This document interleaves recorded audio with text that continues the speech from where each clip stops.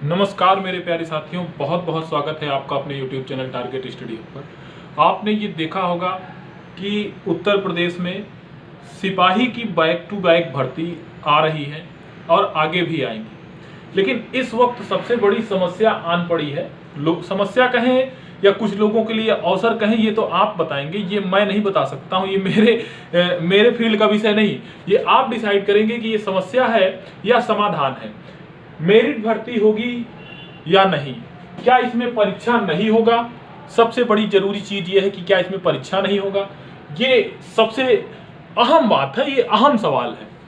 अगर वास्तव में देखिए भर्ती कब तक, तो भर्ती मैं आपको बता दूं कि जिस प्रकार से आदर्श आचार संहिता लगे होने के बाद भी RFQ जो होता है और जो क्वेरीज जो है कंपनी से पूछी जा रही है, जो जिसको आपका टेंडर देना है, जो कंपनी आपकी परीक्षा कराएगी उससे संबंधित जो बातचीत है, मैं उससे आधारित मैं बातचीत करना चाह रहा हूं। उससे बार बार चीजों को पूछना, और कल भी आपके सामने जो नोटिस आई थी उसके आधार पर मैं ये कह सकता हूं कि निश्चित तौर पर ये जो उत्तर प्रदेश सरकार है, पुलिस की भर्ती अगर वर्तमान सरकार बहाल होती है, तो वर्तमान सरकार ही बहाल होती है, तो निश्चित तौर पर आपकी ये जो भर्ती है जल्द ही, यानी आप कह सकते हैं कि अप्रैल माह में या मार्च माह में आपके सामने होगी ही होगी।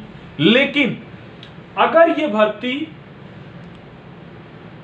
इस सरकार को कराने का अवसर नहीं प्राप्त होता है, किसी अन्य सरकार यानी कि सरकार बदल जाती है, तो मैं आपको बता दूं कि जैसे मुख्य विपक्षी पार्टी के बयानात हम देख रहे हैं, उसके हिसाब से ये मैं कह सकता हूं, और पुराने जो है उनके जो ट्रैक रिकॉर्ड है, वो पुलिस की भर्ती को मेरिट के आधार पर ही कराना चाहते हैं।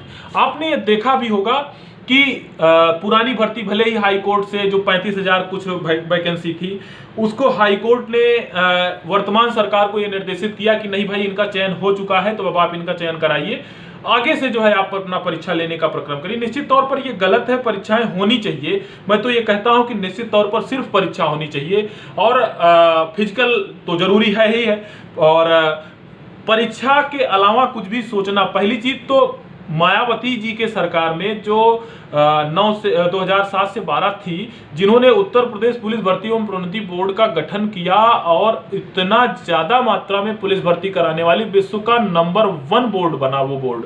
तो मैं आपको बता दूं कि ये बोर्ड निश्चित तौर पर जो पहले शुरू किया था, प्री लेना, मेंस लेना, प्री के बाद फिजिकल लेना, फिजिकल के बाद मेंस लेना, ये बहुत ही स्वागत योग्य रहा। अभी फिलहाल में जो है आपने ये देखा होगा कि रेलवे ग्रुप डी में जो मुख्य परीक्षा लगाया गया, लोग बहुत ज्यादा आक्रोशित हो गए।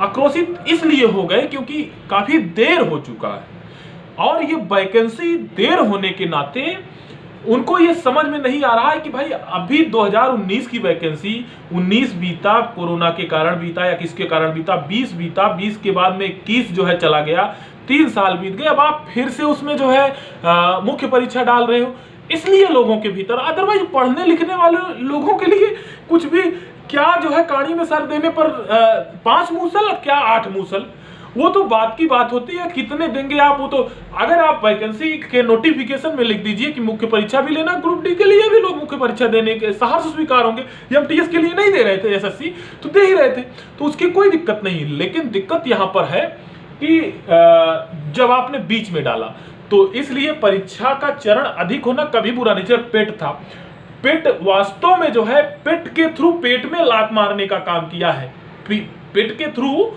पेट में लात मारने का काम किया है सरकार। अगर पेट करा के तुरंत जो है नोटिफिकेशन लेखपाल का निकाल दिए होते, तो निश्चित तौर पर यह स्वागत योग्य कदम होता। लेकिन नहीं निकाले। अब नहीं निकाले तो क्या कर सकते हैं, हमको और आपको तो इंतजार ही करना है। और चलिए, जो भी होगा, क्या उम्र सीमा में छूट मिल सकती है, तो मैं आपको बता दूं कि उत्तर प्रदेश कांस्टेबल में उम्र सीमा में छूट देने का सरकार काफी मूड बना चुका। सभी के सभी जो है अभ्यर्थियों को, यानी सामान्य वर्ग के अभ्यर्थियों को भी, अगर EWS के अभ्यर्थियों को छूट मिलता है तो निश्चित तौर पर काफी बड़ी छूट होगी। और योग्यता आपको पता ही है, इंटरमीडिएट, और वैकेंसी कब तक होगी मैंने इसके लिए बता ही दिया। निश्चित तौर पर यह स्वागत योग्य कदम है और आप लोग जो है इसका इंतजार कर रहे हैं। ये खुशहाली आपके कदमों में बहुत ही जल्द पहुंचने वाली है। बहुत बहुत धन्यवाद आपका। जैसा भी होगा आप बताइएगा। बहुत बहुत धन्यवाद।